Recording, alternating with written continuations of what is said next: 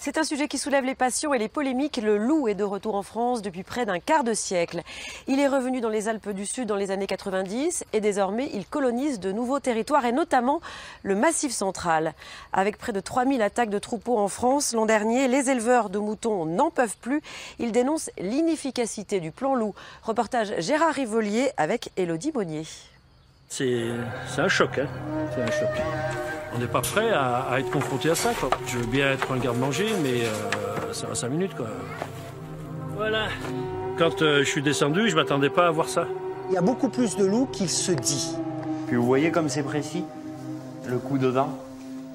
Tous les matins, quand on va les voir, on a le souci qu'il y ait des groupes qui soient attaqués ou qui manquent des bêtes. Il doit pas être bien loin, hein. Il y a des attaques, c'est vrai. Ça fait 25 ans qu'il y a des attaques, ça fait 25 ans que ça dure, ça fait 25 ans que l'État nous ment. 10 000 brebis tuées en France en 2016, chiffre officiel.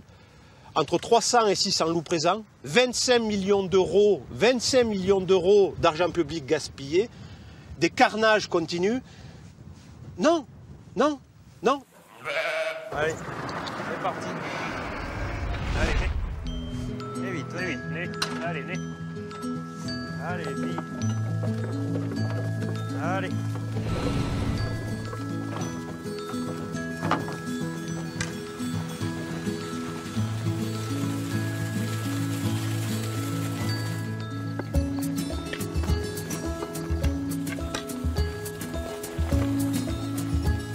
Il y a quelques années, Aurélien et Benjamin Tessier ont abandonné le lait pour les brebis et les veaux de boucherie. Il y a 3 ans, ils ont subi la première attaque du loup en Haute-Loire. On avait un troupeau de 33 brebis sur la commune de Pradelles. Et ben, c'est un lundi matin, quand on y est allé, il y avait sur les 33 brebis, il y en avait 15 d'attaquées. Et dont 5 de mortes. Les journées, elles sont tranquilles, elles sont bien là, dans les prés.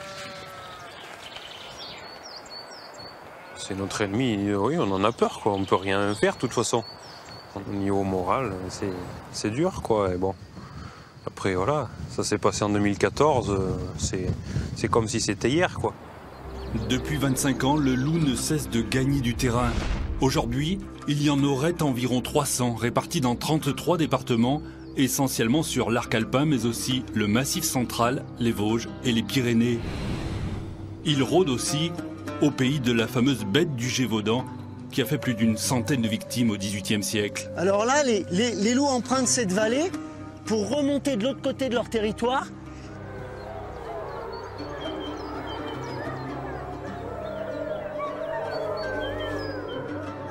Depuis quelques années, Manuel Atman passe son temps à pister les loups entre la Lozère, l'Ardèche et la Haute-Loire en particulier.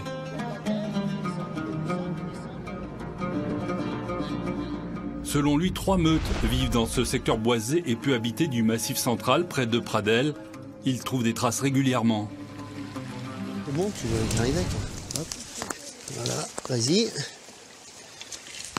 Et là, on va passer par là. Regarde. C'est une trace de canidé, déjà au départ. Pourquoi ça serait éventuellement du loup? C'est tout simplement parce que elle est symétrique et elle a une forme ovale. Et puis elle est alignée avec 2 autres traces précédentes, ce qui est une signature du loup. On va attaquer le moulage. Et en fait, on va couler le plâtre. Ça permet d'identifier un individu. J'en fais pas systématiquement. Hein. Mais le loup est une espèce vulnérable protégée depuis 1979 par la Convention de Berne et 2 directives européennes. Manuel a créé l'association Alliance avec les loups pour la sauvegarde de l'animal. Ce qui me fascine chez lui, c'est qu'il est mystérieusement poétique, à mes yeux, mais en plus, il est d'une intelligence, d'une subtilité qui dépasse l'entendement. Si vous retirez le loup de la biodiversité, elle existe toujours. On a vécu sans le loup, mais c'est quand même une espèce tutelle. C'est-à-dire, avec le loup, cette biodiversité est plus épanouie.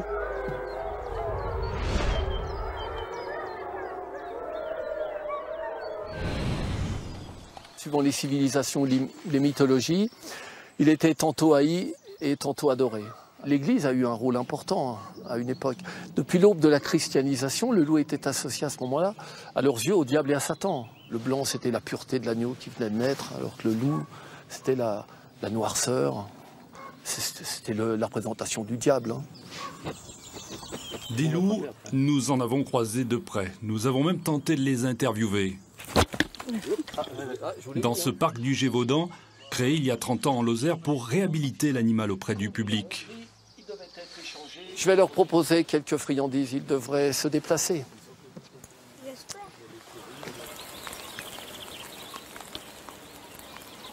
Je précise quand même qu'un loup en captivité est plus dangereux que n'importe quel loup vivant en milieu naturel. Il est enfermé sur un espace très limité. Le loup de Pologne, c'est la même sous-espèce que celle que nous avions dans le passé en France, avant que l'animal soit éradiqué entre 1890 et 1930. Absent en France pendant une 60aine d'années, le loup a fait officiellement son retour en 1992 dans les Alpes du Sud. Il ne s'agit pas d'une réintroduction, mais d'une colonisation naturelle, d'un retour naturel. Réintroduction voudrait dire qu'il y a eu une intervention de l'homme. Et il y a souvent amalgame parce qu'on a pu relâcher quelques ours slovènes dans les Pyrénées, quelques lynx dans le Bas-Rhin, dans le Haut-Rhin, dans les Vosges. Là, il y a eu une intervention à un moment de la part de l'homme. Pour le loup, il est revenu tout seul. En tout cas, ces 12 dernières années, les attaques de troupeaux ont été multipliées par 6. Le nombre de victimes indemnisées, surtout des brebis égorgées, multiplié par 3.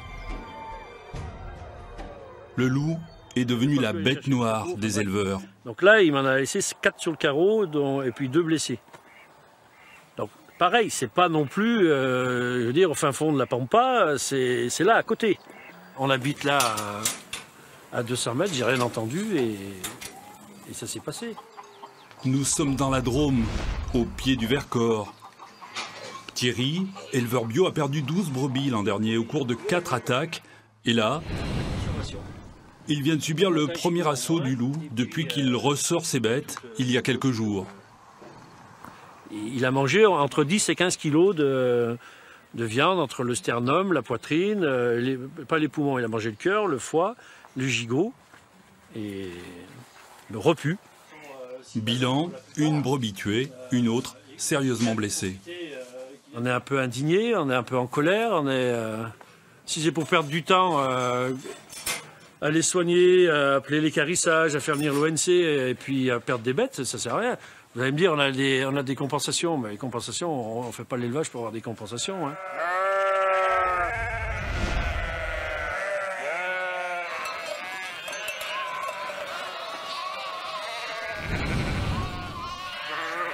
Dans ce secteur du Diois, les attaques ont commencé il y a une dizaine d'années.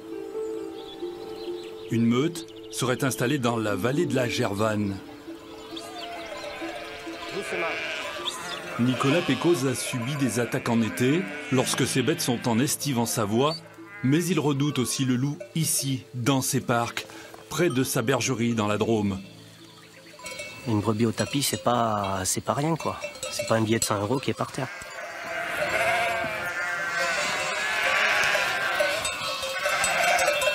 Il y a quand même de la génétique, on a un lien affectif avec, on a du mal à se séparer des vieilles brebis qui ont fait toute leur carrière chez nous mais qui sont plus productives, il faut qu'on les enlève, on a des fois du mal. Dire on a tout un affect avec nos brebis, c'est pas juste un numéro qui claque un agneau et en avant quoi. Il y en a qui sont découragés, qui abandonnent. Ouais, il y en a un paquet, ouais. Ouais, malheureusement, c'est ce que je vous dis, c'est la mort du métier. Mes agneaux naissent tous maintenant, ils sont tous à l'herbe avec les brebis, ils mangent pas de grains, ils mangent pas de foin. Le peu de grains ou de foin qu'ils vont manger, c'est ce que l'on produit nous sur l'exploitation.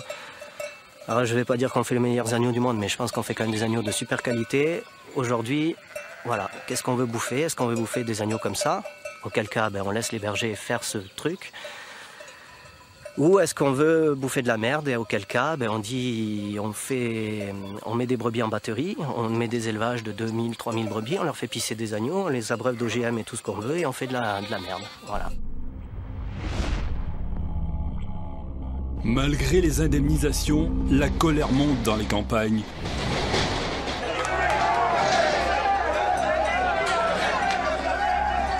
Au Puy-en-Velay, les agriculteurs ont manifesté quelques jours après la première attaque en Haute-Loire chez les frères Tessier. Ils allaient jusqu'à proposer une récompense de 1 000 € pour tuer l'animal. C'est incompatible d'élever des brebis et de pouvoir avoir des loups qui circulent dans nos troupeaux. Donc du coup, nous, c'est la seule solution, c'est d'abattre. L'automne dernier, en Lozère, le maire de Prévenchères est allé plus loin. Il a autorisé une battue illégale sur sa commune. C'est un défi assumé à l'autorité de l'État en Lozère. 150 chasseurs, dont l'unique député du département, équipé pour une battue au loup, non autorisée par le préfet. Le représentant de l'État est pourtant la seule personne habilitée à prendre une telle mesure. Cette fois-ci, c'est pourtant un élu local qui a signé le texte, une réponse au désespoir des éleveurs, victimes des attaques répétées du loup sur leurs troupeaux. 7 mois plus tard, nous sommes retournés sur place. L'amertume et la colère ne sont pas retombées. Sur ce lieu-là que vous voyez sur Alzon, en 2014 et 2015, c'est 40 brebis tuées. 40 brebis en moyenne sur le secteur, donc c'est vraiment énorme. Hein. Si à moyen terme, le loup qui empêche de façon véritable l'élevage de la brebis, très bien, si la brebis disparaît ou se réduit, c'est la nature qui reprend ses droits, donc c'est la forêt, c'est les genêts, c'est la perte de la biodiversité de l'ensemble de ce pays, c'est-à-dire la vie qui s'en va tout doucement.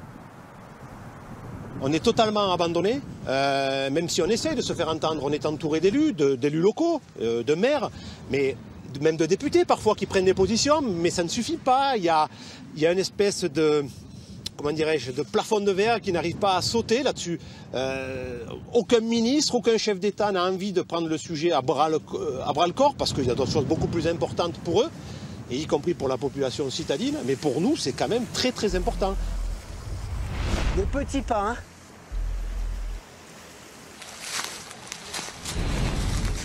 On se parle pas.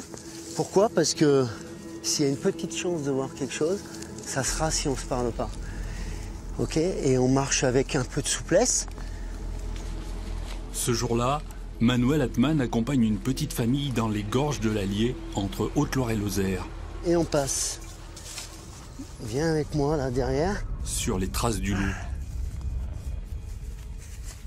Ça fait comme une cathédrale végétale ici.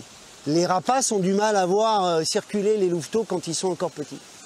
Parce que le Milan royal, il peut prélever un petit renardeau ou un louveteau. Donc la louvière, elle est toujours dans un endroit qui n'est pas visible du ciel. Je vais vous montrer la différence. Après de longues minutes de marche, dans un endroit escarpé et secret, nous voici enfin arrivés. Donc là, on est sur une tanière de loup, mais une lovière, c'est-à-dire réservée à la louve au moment de la reproduction. L'impossible cohabitation. D'un côté, la colère des anti-loups qui n'en peuvent plus. De l'autre, des associations et des passionnés comme Manuel qui se battent pour réhabiliter l'image de l'animal sauvage. Il y a des difficultés partout, même dans les pays où il y a toujours eu du loup, comme en Espagne, en Grèce, en Italie. Simplement, ça se passe mieux pour quelle raison? Pour la raison suivante, c'est que la majorité des syndicats d'éleveurs et les éleveurs de ces pays-là ont accepté l'idée de cohabiter et donc ils collaborent avec des chercheurs, avec des naturalistes pour améliorer les systèmes de protection. Pour protéger les troupeaux, il y a les fameux patous, les montagnes des Pyrénées. À Barnave, dans la Drôme, les bergers et les éleveurs peuvent apprendre à travailler avec ce chien de protection.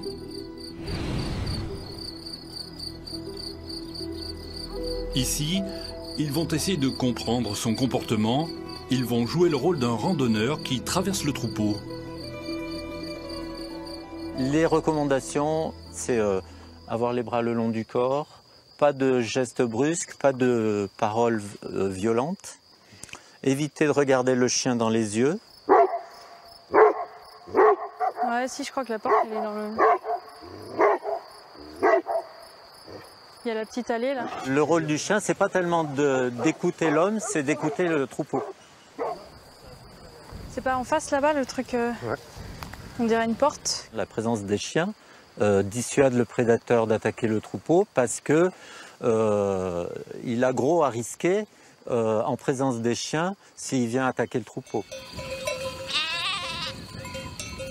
Mais le chien de protection, comme les clôtures électriques ou la présence d'aides bergers dans les estives, ne suffisent pas à garantir la sécurité des troupeaux. Alors il reste une arme ultime dans le plan loup. Les tirs. Tirs d'effarouchement, de défense ou de prélèvement, comme ici dans le Mercantour.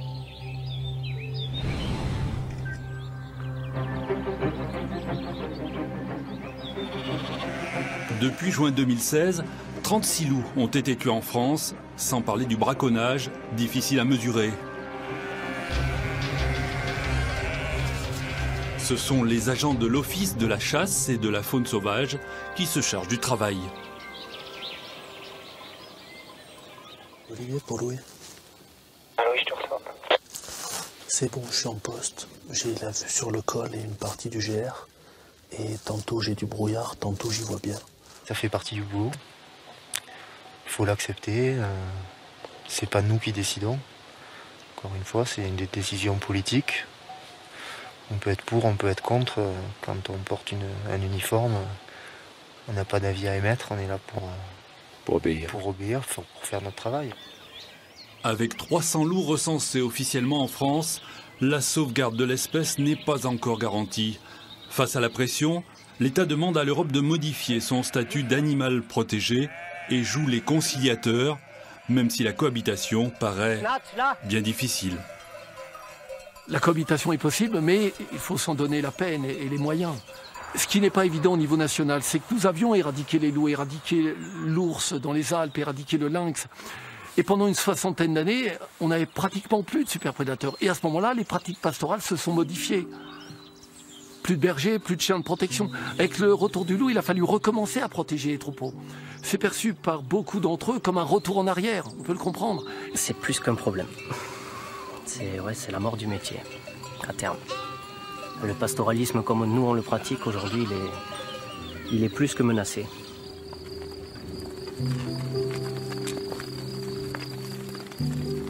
On n'a pas bien le choix. Il est là, donc il est là et il n'a pas envie de partir, quoi. Donc si personne ne le fait partir, on est obligé de vivre avec, de toute façon. Venez vite, venez, allez, venez. Venez là, venez, allez, venez. Allez, venez vite.